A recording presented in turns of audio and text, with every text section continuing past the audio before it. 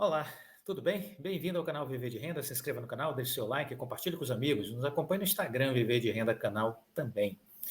Olha, os bancos nos Estados Unidos surpreenderam com lucros acima do esperado. Isso veio com os dados divulgados aí pelo JP Morgan, pelo Wells Fargo, pelo Citigroup. A temporada de resultados foi bem positiva e isso surpreendeu, inclusive, os hards, que lá também tem os hards nos Estados Unidos, e os pessimistas de plantão. As expectativas eram baixas e os resultados vieram excepcionalmente positivos. Foram os resultados dos bancos mais aguardados em mais de uma década, porque o mercado queria olhar os números em busca de rachaduras no sistema financeiro dos Estados Unidos. Mas os números vieram muito positivos, né? O JP Morgan apresentou um lucro líquido de 12,62 bilhões de dólares no primeiro TRI, 52% de alta, né?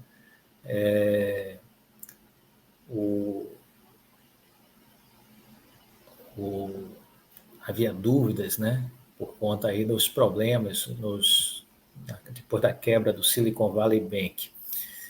O Wells Fargo também apresentou resultados positivos. O Citigroup também superou as projeções de mercado.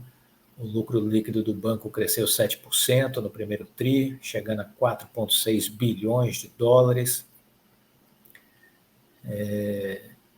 superando as expectativas. O que a gente ainda tem que olhar em relação à economia americana são os bancos pequenos, os chamados bancos regionais, né? Isso que a gente tem que estar atentos, os bancos regionais, como é que eles estão se comportando. O Warren Buffett já disse que mais bancos desse tipo vão quebrar. Foram as palavras do Warren Buffett, né? De toda sorte, entendemos que, face ao estresse que está havendo já na economia americana, acreditamos que os juros nos Estados Unidos talvez não subam mais este ano. É um entendimento que a gente está tendo. Aqui no Brasil, pedidos de recuperação judicial e falência dispararam. É o maior patamar em 5 anos, e isso a gente precisa colocar no crédito do nosso querido Roberto Campos Rousseff. Não conhece? Roberto Campos Rousseff é o presidente do Banco Central. Ele está incorporado na figura da Dilma Rousseff. Ele incorporou o espírito da dona Dilma e está querendo competir com ela na destruição da economia nacional. Dona Dilma destruiu 7,3% do PIB. O Roberto Campos Rousseff está indo na mesma batida, tentando ver se consegue, pelo menos, afundar aí metade do que Dona Dilma conseguiu em 5 anos. Ele quer ver se consegue fazer alguma coisa nessa linha também. Mas o fato é que os números de recuperação judicial e de falências voltaram a se aproximar dos anos de 2016 a 2018, quando o país passou por uma de suas piores crises econômicas. É a herança de Dona Dilma, né? Por isso que o Campos Neto está indo na direção dela. O número total, considerando o primeiro TRI, é o maior desde 2016. Foram 289 pedidos de recuperação judicial, 289 pedidos de recuperação judicial e 255 de falência, dados do Serasa Experian. O número é consequência do crescimento da inadimplência, tanto de pessoas físicas quanto entre as empresas no último ano. Até fevereiro, 6,5 milhões de negócios entraram na lista de negativação, somando 113 bilhões de reais em dívidas. 113 bilhões de reais em dívidas. 6,5 milhões de negócios negativados. Assim, em março, os requerimentos de pedido de recuperação judicial somaram 94 e os de falência 97. O avanço dos números veio até em ritmo mais lento do que era esperado, disse Luiz Rabi, economista da Serasa Experian. No entanto, destaca ele, esses números devem se deteriorar ao longo do ano, porque a inadimplência entre as famílias e as empresas continua alta. Na verdade, os dados de insolvência estão só no começo. E quanto mais houver estagnação econômica, quanto mais os juros estiverem neste patamar criminoso de 13,75, abraçado e defendido por Roberto Campos Rousseff, a gente vai ver a economia brasileira sofrendo, certo? Então, é isso que a gente precisa entender. Não se trata de ideologia, não se trata de ortodoxia econômica, se trata de bom senso, de bom senso. Quem tem, consegue ter espírito de abertura, consegue ter habilidades, competências necessárias ao mundo atual. Quem é fechado na casquinha de ovo, né, tem um cérebro do tamanho de um caroço de feijão e não consegue pensar fora da caixa.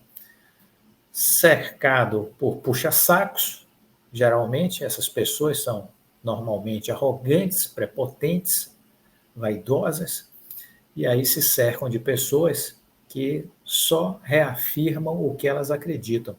Essa era a turma que circundava a dona Dilma, provavelmente essa é a turma que circunda o Roberto Campos Rousseff. Entendeu? Deve ser o mesmo perfil. E aí ele acha que está certo, ninguém diz que ele está errado, ninguém troca ideias com ele dizendo que ele está errado, e ele vai seguir tentando afundar o Titanic. Ele vai seguir tentando afundar o Titanic. Bom, com relação ao quarto trimestre de 2022, vale lembrar o seguinte: 44% dos resultados vieram acima das expectativas. Finalizou-se aí agora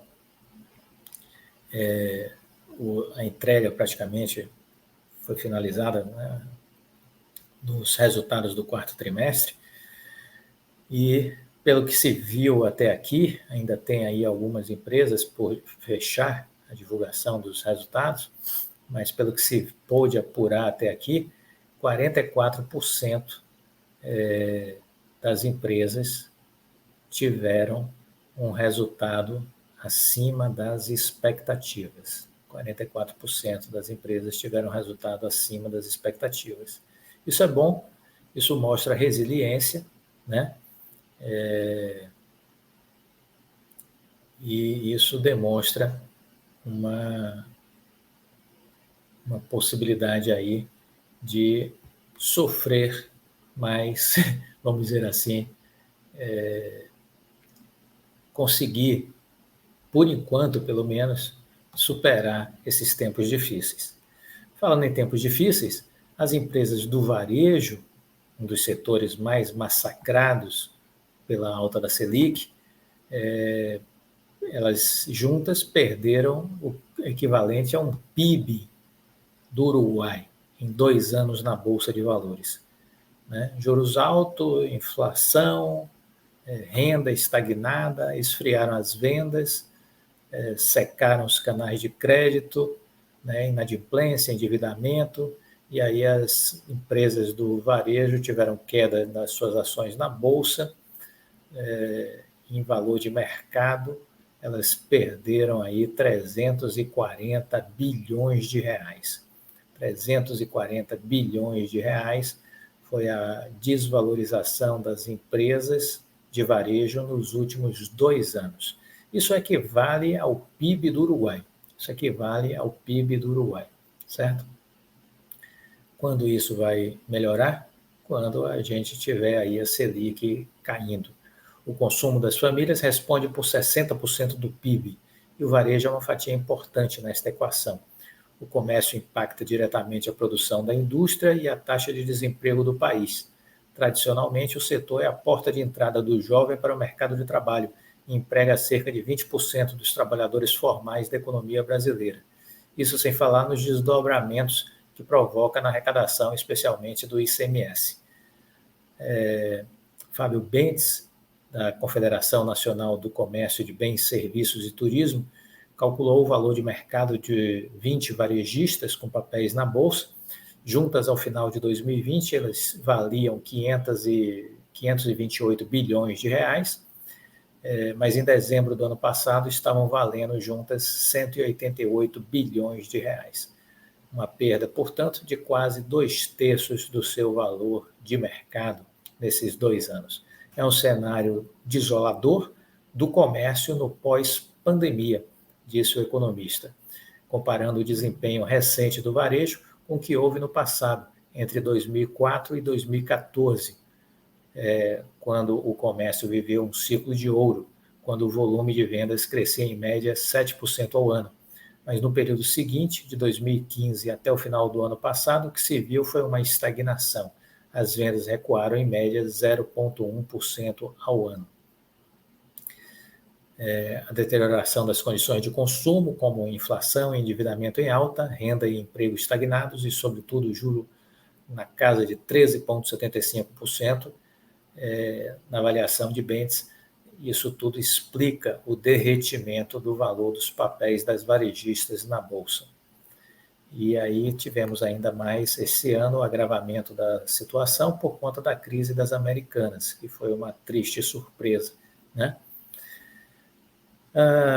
Então é isso. A gente vê aí, por exemplo, diversas empresas, né, americanas, queda nos papéis de 98,3%, Mobley, 91,6%, West Wing, 87% de queda, Marisa, 87% de queda, Via, 84% de queda, Magazine Luiza, 83% de queda.